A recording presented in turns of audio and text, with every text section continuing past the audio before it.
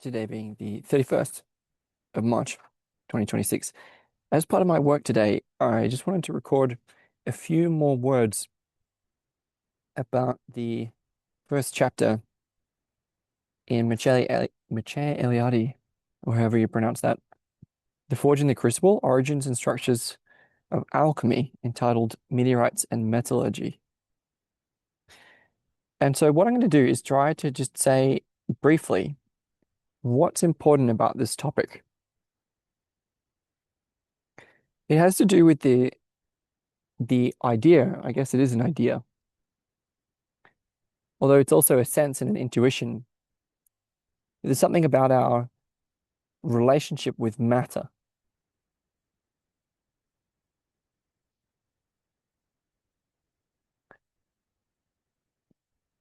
that is evolving,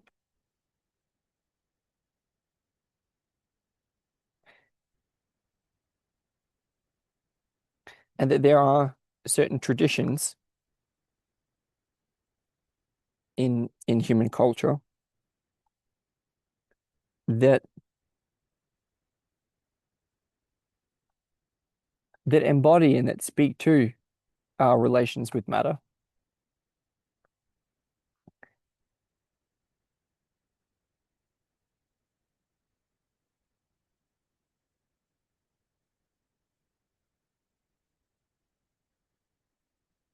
So what do I mean by that? I mean that like our sense of being here in the world, like for the past 500 years or more, people have been quite detached, quite dissociated, disconnected from matter itself. And like I see this in me, right? There's a kind of cognitive overdevelopment, if you like, at the expense of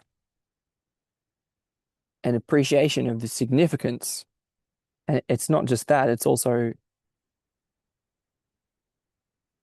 the capacity to be in matter.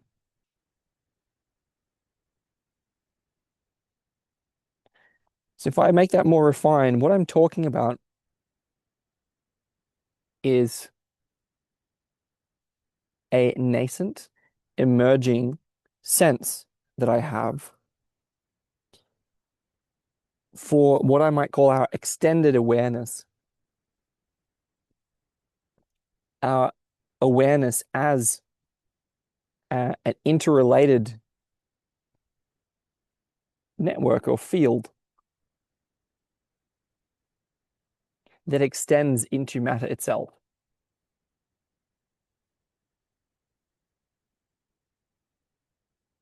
So the idea is that we are becoming aware not simply of matter, but as matter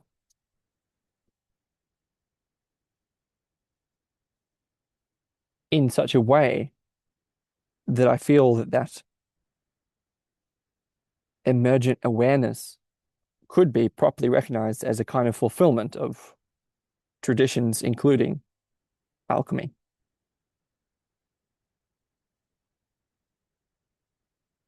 And so in the light of this sense that I have of this shift in awareness, I want to briefly comment a few words about how alchemy is relevant to that.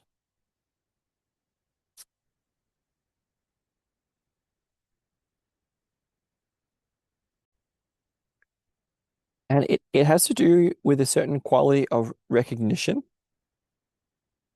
of aliveness, and recognition of sacredness. And I feel that in some way, those qualities, aliveness and sacredness, are in some ways aspects of the awareness of awareness.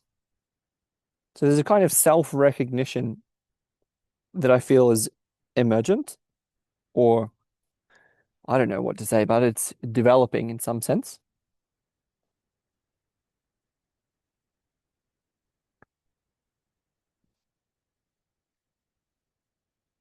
And one yeah, let's say aspect of that development of self-awareness is in the recognition of aliveness and sacredness in matter.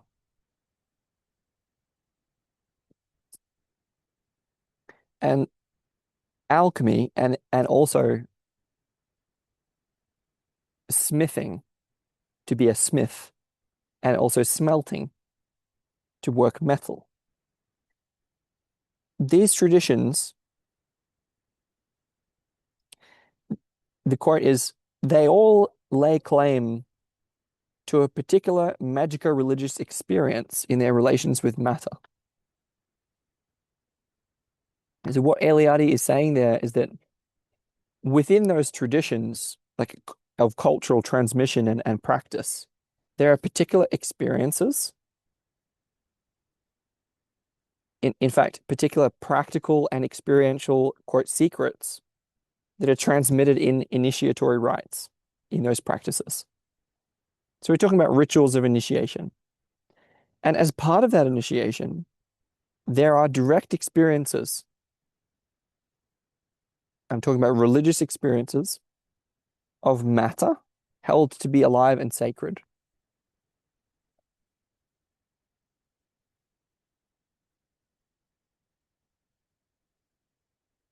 And so part of that self-recognition that I mentioned, one of the upshots or the conclusions that comes from that recognition is it's a kind of, I think it is a kind of recognition that something is trying to be born.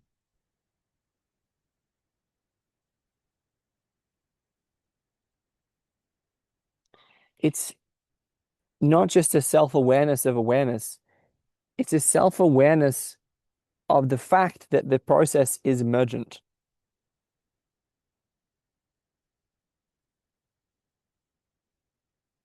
The idea would be like, imagine waking up to yourself in the situation of being a midwife.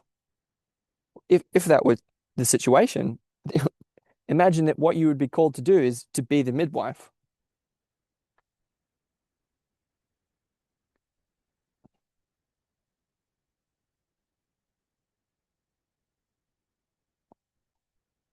So I'm talking about a particular kind of self-recognition, the result of which is a certain type of work or labor that is engaged in that pursues transformation of matter.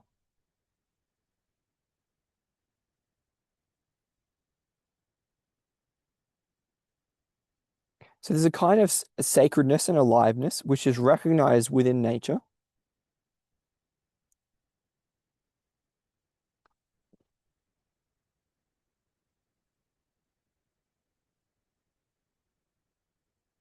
Such that the practitioners of these traditions actually actively intervene in natural processes. So it's not a kind of recognition which is that, oh, having seen nature properly, I will step back and simply witness nature. It's a recognition of the need of a call, I would say, to be actively participating, working, laboring to fulfill or collaborate in the work of nature.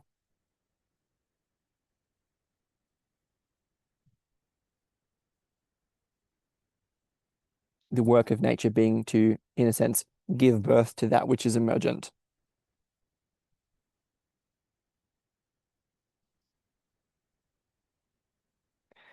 Another way to say that is that nature is waking up to itself, and we are waking up to ourselves as nature, deified.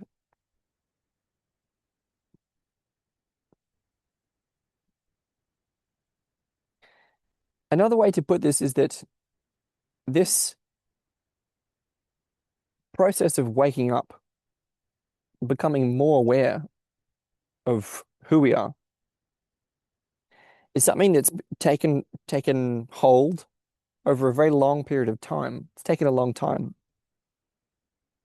And in mythology, time is actually deified as someone like Kronos, for example. So we've been in a situation where time has done its work upon nature.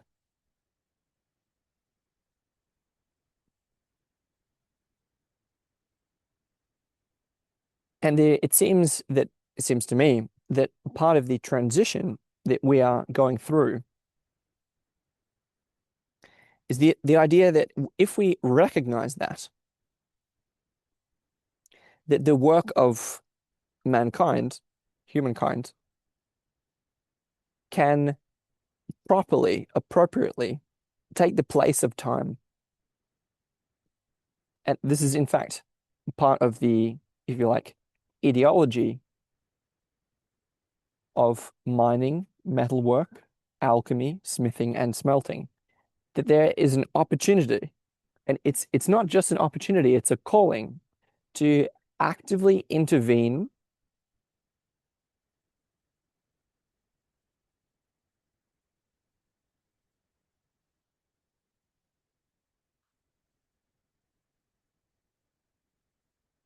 in nature, to, in some sense, fulfill the nature's processes within human timescales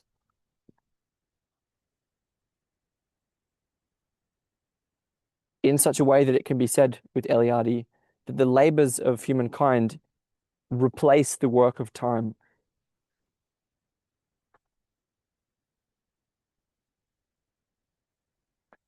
And so this is the kind of burgeoning self-awareness that gives rise to what I also now understand to be a theurgical pursuit, theurgy, the practice of theurgy, communion with the divine by way of matter, which in alchemy is talked about as a pursuit of in the transformation of matter itself, the perfection or transmutation of matter. It's a way that humankind can intervene in the temporal rhythm, quote, peculiar to living substances, in a way which is not interrupting and wrong, but helpful and supportive, in the way that a midwife could be helpful and supportive. Like imagine that there was a birthing process that was taking too long, right? And that we kind of there's this sort of a sense of, hey, like the we kind of the, in a sense the baby is called for.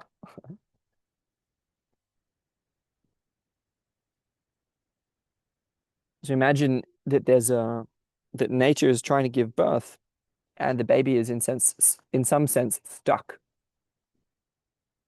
Like the role of humankind is in some way to show up, right? To support that process. The insight being that it's a process which actually cannot fulfill itself without our intervention. It's not just something nice to do or something that some people feel called to, let's say. It's actually, I think, if we, with situational awareness, recognize the situation, can rationally turn to.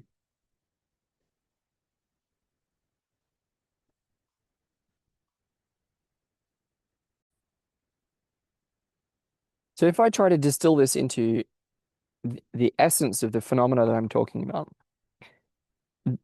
for an extremely long period of time, there were phenomena that we call fell from the sky, meteorites, and they were regarded as sacred. They were the quality of our relationship with them, with those objects, included an aspect of sacredness or holiness. And what I'm saying is that those objects, they became involved in religious practice in a theurgical way. And what I mean is that by virtue of the feelings, let's call them feelings and sensations that became associated with meteorites, humans at various times in our history were able to access religious experience. So theurgy, communion with the divine, communally shared, religious practice, religious rituals that involve particular objects. So what I'm saying is that there's a particular kind of transformation within ourselves that is made available through these particular objects that become associated with this quality of sacredness.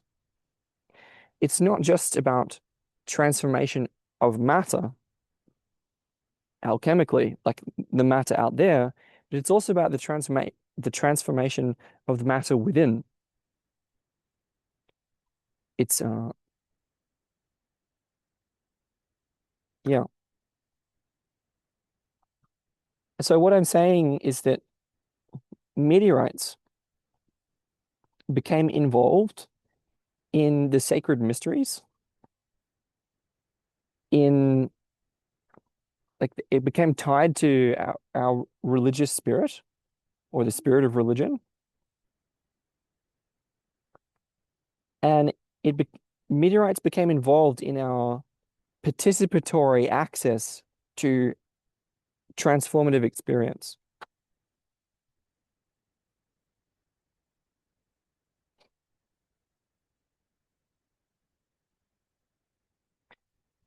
To make that even more simple, there's then a like we're essentially talking about then elaborations from that point. But notice there's like again something falls from the sky and it's treated as sacred. What one of the points that Eliade was making is that that sacredness was then transferred to within the earth. So it's not just that object that was held to be sacred. It was then metal found within the ground, as in ores, ores, ores. Also, matter itself, not just a material object, and not simply a particular kind of matter, but matter in toto.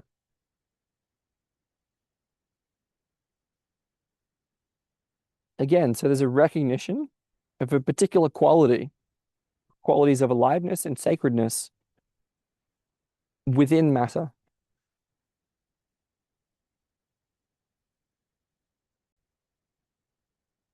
What he says about that transition, in addition to the inherent celestial sanctity of meteorites, we now have a terrestrial holiness shared by mines and ores.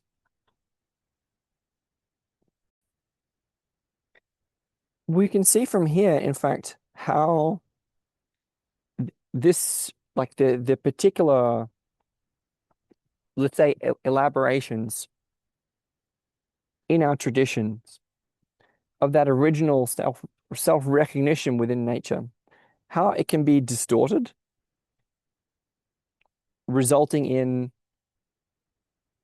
unrestrained technological innovation and like what I'm talking about is intervention within matter in a way which is not helpful. So where we intervene without recognizing the aliveness and sacredness. We can see also an error in the other direction, which is that we perhaps recognize the aliveness and sacredness, but fail to fulfill the, let's say, human potential to add to, but it's not just add, it's to involve oneself in the natural process in the way which humanity is called to, the way that is appropriate to humanity. As in, what I'm saying is we need to show up, and we need to show up in the right way, not like too much in the wrong way, and not at all. And the relevance of again, looking at mythologies and traditions associated with alchemy and smithing and so on, is that these traditions are a kind of storehouse, and they're a storehouse of what I'm going to here call mythic wisdom. So these traditions serve as a kind of telescoping of all human knowledge and practice in the age before we had an internet, right? So the hypothesis that I'm approaching this with is that there's something that we still yet have to learn from those traditions in such a way that they are, I believe, able to guide us.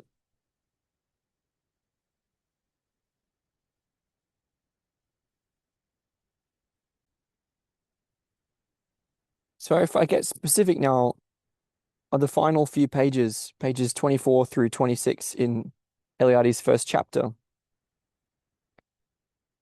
I can again draw from Tyson Yunkaporta to look at how, although I think the metacrisis had its origins in the discovery of the sphere of memetics long before the invention of tools that were made of metal, we can see how, again, following from Yunkaporta, that the proliferation in the use of metal and the working of metal radically accelerated metacrisis dynamics in a way which is distinctly unhealthy. So there's a lot that we can learn about what went wrong, and by extension, what could be done to ameliorate that and actively counteract it. But aside from that, it's also the case that traditions associated with metalwork and alchemy, smithing, and so on, they do reveal a large number of rites, myths, symbols, stories, spiritual creations, in a word. Like, I'm taking some of this language from Eliade, that are relevant to our situation. So what I'm saying is that the importance of those traditions is not only that they created a lot of the technology that allowed our world to become a whole lot more efficient, right? But that they are actually a storehouse of a lot of wisdom, specific wisdom that we will discuss, that actually can be recognized in such a way that makes culture a lot more resilient, not just efficient. Those two qualities are in a trade-off, efficiency and resiliency. And it has to do with, like, again, those techniques, for example, of smelting, alchemy, and so on, metallurgical techniques, they preserve the sense of sacredness that we ascribe to matter. They did lead us to, for example, the development of a whole lot of technology that causes us to not recognize the sacredness within matter.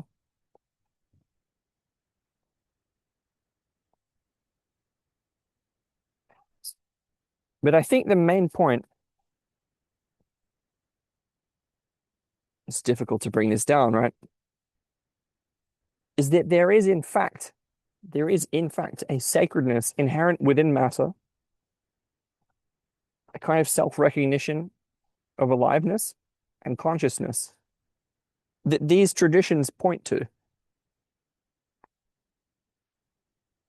and that they can reveal something about the dynamics of, I don't know, let's just say emerging consciousness, although to say that it has the quality of emerging doesn't really add anything in some ways.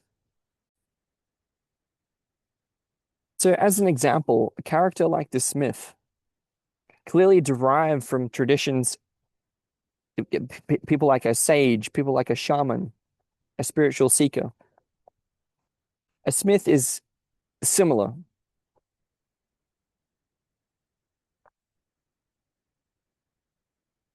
Eliade says, for example, the smith is the first and foremost a worker in iron, and his nomadic condition, for he's constantly on the move in his quest for raw metal and for orders for work, puts him in touch with differing populations. The smith becomes the principal agent in this spread of myths, rites, and metallurgical mysteries. This ensemble of facts introduces us to a vast new mental world, and it's this spiritual universe which we propose to present to the readers in the pages that follow.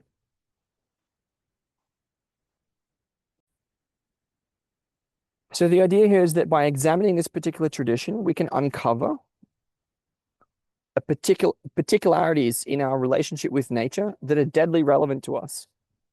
Not only certain religious mysteries, not only certain mythological complexes, particular rites, particular, for example, protocol for initiation, but more that the smith is involved in particular rituals. There are links, for example, to how we relate to phenomena which are ambivalent, like fire. The smith is an example of someone who had a quote magical mastery of fire, can approach transformative substances in a way which is beneficial.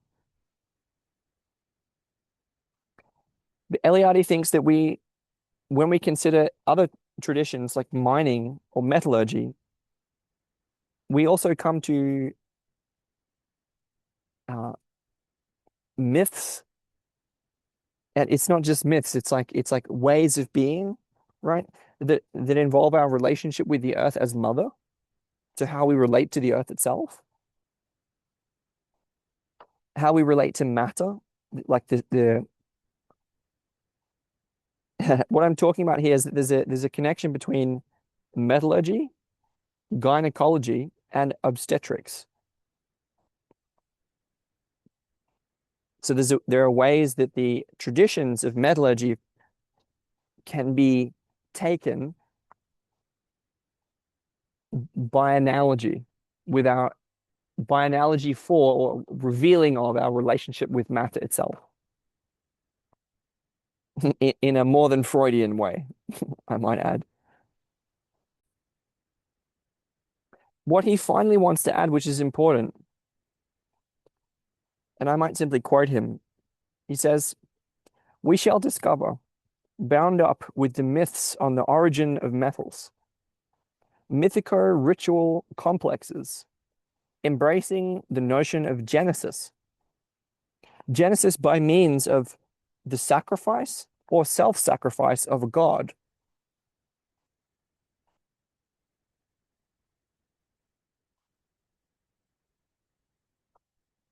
So that's not even the end of the sentence, but just pausing there. We certainly live in a time of Genesis, not just in the biblical sense, but we live in a time when we deeply, deeply need that which could be. I'm talking about the virtue of the new. And in that vein, right,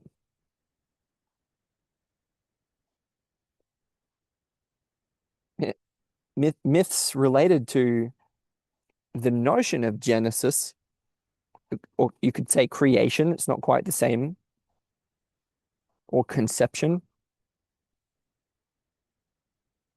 birthing, are clearly relevant.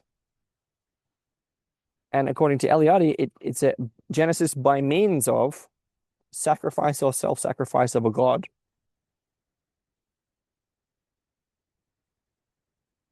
So this is going to help us to appreciate not just the mythology of death and rebirth, and not just of, the Christian sacrifice, but the notion of sacrifice and its significance. And it's not just, look, it's not just about rationalizing that we could sacrifice ourselves to a greater cause or something. It's that, for example, in a way, that which is being born is a God. It's a rebirth of God process that we're going through. I actually talked about that at length in the psychological type series.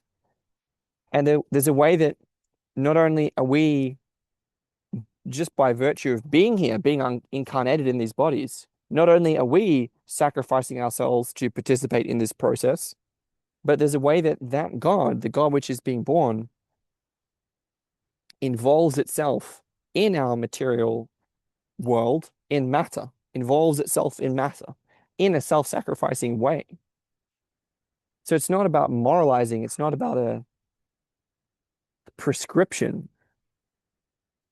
although it can be. It's also, again, simply about recognizing and self-recognizing, recognizing oneself as God, right, in self-sacrifice.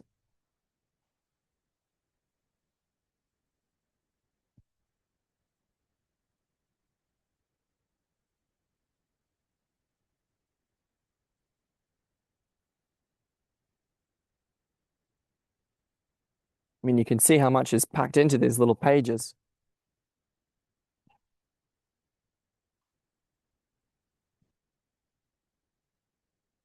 It's as a result of these kind of analyses that I will be in a position to estimate the importance of alchemical ideas,